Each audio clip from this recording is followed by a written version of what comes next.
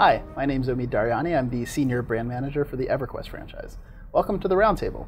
With me today is Creative Director Jeff Butler and Director of Development for the EverQuest franchise, Dave Georgeson. Hi. Today we're talking about multiple starting areas. And in the poll that we did, 97% of people said, yes, I want multiple starting areas. And we agree. Yeah, they're not wrong. It's a good idea. But, well, it's hard. I mean, when you basically boil down to it, it's just a gigantic amount of work because, well, I mean, Jeff can go into this into detail if he wanted to, but it's tutorials. It's teaching people how to move and teaching people why they want to be able to do things and how to use the interfaces and all that other stuff. And by its very nature, it's not usually any fun at all. And so to turn that into an entertainment experience requires a gigantic amount of work.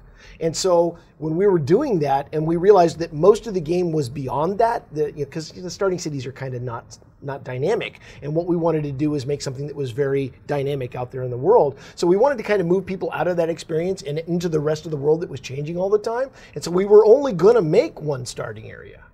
But after we talked about it for a while, after the poll results came in, we realized that that wasn't really what people were telling us. It wasn't that they wanted more tutorials.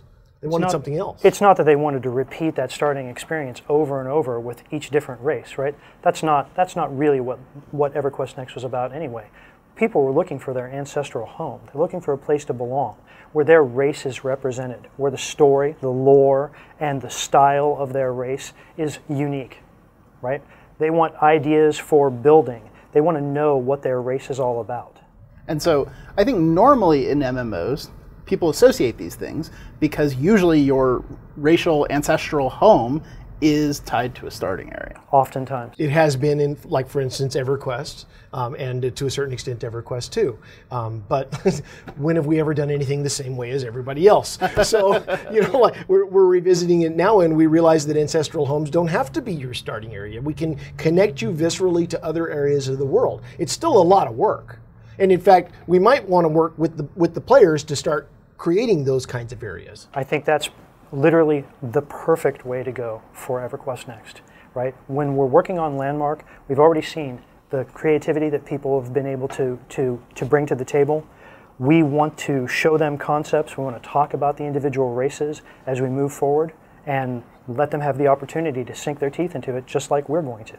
I mean, right now, everybody's got building tools in Landmark. So yay, we can build houses and towers and cool things and overlord citadels that are floating in air, and we can do all of that stuff. They're not ready for those ancestral homes yet, but they're on their way, right. And that's our plan. And eventually, we've always had the motto, if we can do it, you can do it. So when EQN is built up to the point where we can do AI and scripting and dungeons and all that other stuff, all those tools will be given to the players in Landmark, and yeah, we might be able to work together to create some really phenomenal stuff. That's the goal. Yeah. So, I mean, this is kind of where we are, right? Like, from just a development standpoint, right? We have to look at things and say, how much can we actually get done? What's the best user experience, right? And so in determining that, ancestral homes are different than starting areas, that's going to give us the ability to have a lot more content that people can play through. Yep. Yeah, we still have to do the starting area. That's a given. That has to happen. Absolutely. We have to be able to teach people how to get into the game and play it. But Welcome to EverQuest Next. But this is my favorite. This is literally my favorite roundtable question so far because it is exactly to the heart of what we want to do with EverQuest Next. So what we're talking about, and we're talking about, do you guys want to help us build these ancestral homes? Do you want to help us create this stuff over time as we put in additional tools and make this more real, right? So we've really appreciated the dialogue, and it really caused us to question what we were doing and how we were doing it. And so we want to hear from you on this topic more on the roundtable. So let us know what you think about this. It's still something we're discussing, so we would really appreciate it. You helped us crystallize our thinking a lot. We wouldn't have gone to the extent of this discussion if it hadn't been for this roundtable. Absolutely. We already had a plan, and I think it was a good plan, but it's going to be better after this discussion. Absolutely. So let us know what you think. Thanks very much, Dave. Thanks, Jeff, for joining us, and we'll see you next time on the roundtable. Thanks.